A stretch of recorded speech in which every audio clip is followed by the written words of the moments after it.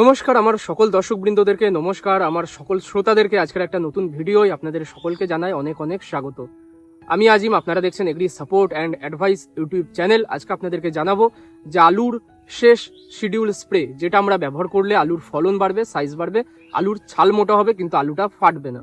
বিশেষ করে ভিডিওটা তাদের জন্য যারা কিন্তু স্টোরে আলু রাখবেন বা বাড়িতে খাবার জন্য আলু রাখবেন, যারা চাইছেন আলুটা আমরা এমন একটা স্প্রে করবো যাতে আলুর সাইজ তো বাড়বে, কিন্তু আলু যেন ফেটে না যায়, আলুতে কোনো রকম যেন দাগ না হয়, বা আমরা যেন দীর্ঘদিন আলুটাকে সঞ্চয় করে বাড়িতে বা স্টোরে রেখে খেতে পারি বা বিক্রি করতে পারি।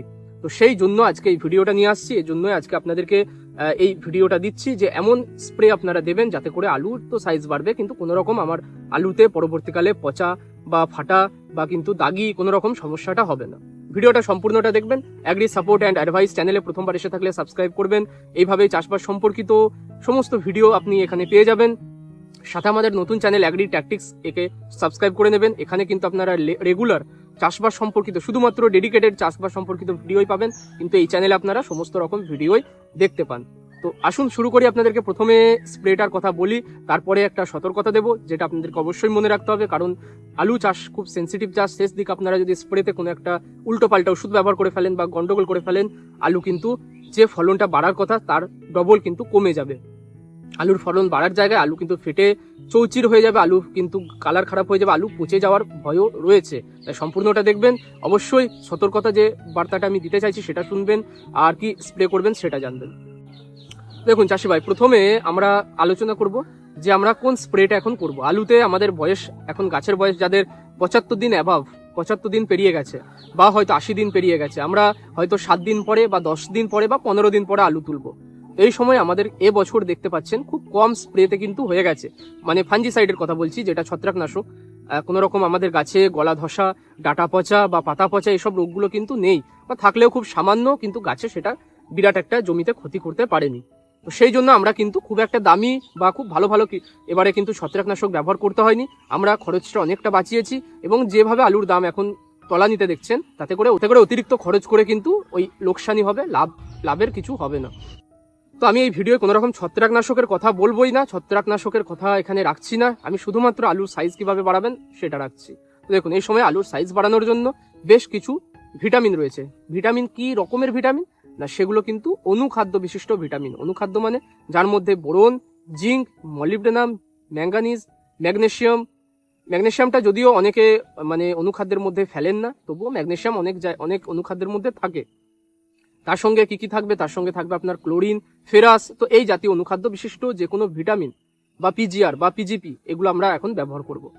তো দেখুন, দু রকমের এখানে ভিটামিন হয়। একটা হচ্ছে ধরনের কেমিক্যাল, রাসায়নিক তত্ত্ব থাকে, বা আরেক ধরনের হয় যার মধ্যে হরমোন থাকে, আরেক ধরনের হয় যার মধ্যে এই কিন্তু অনুখাদ্য থাকে বা বোরন, জিঙ্ক এসব থাকে। তো আমরা কোন প্রকারের এখন ভিটামিনটা ব্যবহার করবো যাতে করে আলু ফাটবে না, আলু চকচকে হবে, আলুর চাল মোটা হবে, পচবে না বা দাগি হবে না। তো সেই ভিটামিনের কথা যদি আপনাদের বলি, সেটা আমরা ব্যবহার করবো হচ্ছে অনুখাদ্য বিশিষ্ট ভিটামিন। এর মধ্যে কি কি রয়েছে? এর মধ্যে অ্যাগ্রোমিন গোল্ড রয়েছে। সমস্ত কিছু এর মধ্যে কিন্তু চিলেটেড আকারে রয়েছে। অ্যাগ্রোমিন গোল্ডের মধ্যে একে যে কোনো ওষুধের সঙ্গে মিশিয়ে আপনারা ব্যবহার করতে পারবেন। দ্বিতীয় আর কি রয়েছে? দ্বিতীয় রয়েছে আপনার নুট্রোজেন। নুট্রোজেনের মধ্যে আপনারা মাল্টি মাইক্রোনিউট্রিয়েন্ট যেমন পাবেন, ম্যাক্রো উপাদান মানে হচ্ছে পটাশিয়াম, নাইট্রোজেন, এগুলোও কিন্তু পাবেন। তার সঙ্গে সঙ্গে আরো অনেক উপাদান তার মধ্যে রয়েছে। নুট্রোজেন আপনারা ব্যবহার করতে পারেন। তবে হ্যাঁ, নুট্রোজেন যারা ব্যবহার করবেন সেটা কিন্তু সিঙ্গেল আলাদা স্প্রে করতে হবে, একে কোনো কিছুর সঙ্গে মেশানো যাবে না।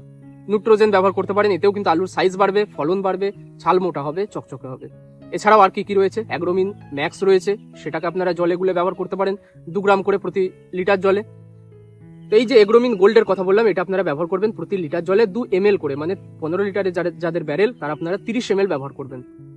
এর সঙ্গে কি মেশাবেন? এর সঙ্গে আপনারা মেশাবেন হচ্ছে 0050 বা 0050 সলিবেল পটাশ, কুইক পটাশ বা সলিবেল পটাশ। কতটা মেশাবেন? আপনারা কিন্তু প্রতি লিটার জলে 4 গ্রাম করে মেশাবেন। সর্বাধিক এর ডোজ কত? সর্বাধিক ডোজ হচ্ছে প্রতি লিটার জলে 5 গ্রাম, মানে 75 গ্রাম অব্দি সর্বাধিক ব্যবহার করা যায় এক ব্যারেলে। আপনারা 50 থেকে 60 গ্রামই ব্যবহার করবেন, এর বেশি কিন্তু দেবেন না। তাতে করে আবার কিন্তু হিতের বিপরীত হবে, পাতাগুলো হয়তো একটু জলা জলা হয়ে যেতে পারে। তাই ডোজটা সবসময় মিনিমাল রাখবেন, 50 বা 60 প্রতি ব্যারেলে। তো এই ডোজে আপনারা 0050 ওর সঙ্গেই মিশিয়ে দেবেন অ্যাগ্রোমিন গোল্ডের সঙ্গে। তার সঙ্গে আপনারা মেশাবেন 20% যে বোরন পাওয়া যায় মার্কেটে, সেই 20% বোরন আপনারা মেশাবেন 25 গ্রাম করে প্রতি ব্যারেলে। তিনটেকে মিশিয়ে স্প্রে করে দেবেন, দারুণভাবে কিন্তু আলুর সাইজ বাড়বে, দারুণভাবে কিন্তু আলুর ফলন পাবেন। আচ্ছা, এরপরে হচ্ছে এই যে অনুখাদ্য বিশিষ্ট ভিটামিন বললাম অ্যাগ্রোমিন গোল্ড, এর পরিবর্তে আর কি ব্যবহার করা যায়? এর পরিবর্তে আপনারা ব্যবহার করতে পারেন সিনজেন্টার কাল্টার। কাল্টারের মধ্যে কি রয়েছে না, প্যাক্লোবিউটেরাজল রয়েছে, যেটা কিন্তু আলুর সাইজ বাড়াতে সাহায্য করে, গাছের বৃদ্ধিটাকে কিছুটা থামিয়ে দিয়ে আলুর সাইজ বাড়াবে, চকচকে করবে। কিন্তু এটা ব্যবহারে আলু ফাটে না, এটা মনে রাখবেন। প্যাক্লোবিউটেরাজল বা সিনজেন্টার কাল্টার ব্যবহারে কোনোদিন আলু ফাটেও না, আলু দাগ হয় না, আলু পচে না।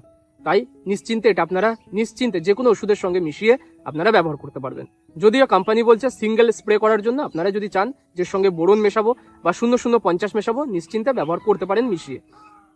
এই হচ্ছে দুটো ওষুধ, একটা হচ্ছে অনুখাদ্য বিশিষ্ট ভিটামিন, যেটা ব্যবহারে আমাদের আলুর সাইজ বাড়ে, আর একটা হচ্ছে আমাদের এই যে প্যাক্লোবিউটেরাজল। এছাড়াও কি রয়েছে? এছাড়াও রয়েছে হচ্ছে সিনজেন্টার ইসাবিয়ন। সিনজেন্টার ইসাবিয়ন, এর মধ্যে অ্যামাইনো অ্যাসিড থাকে। অ্যামাইনো অ্যাসিড কি করবে? আপনার এই সময় গাছের বৃদ্ধি কিন্তু করাবেন, এই সময় অ্যামাইনো অ্যাসিড কি করবে?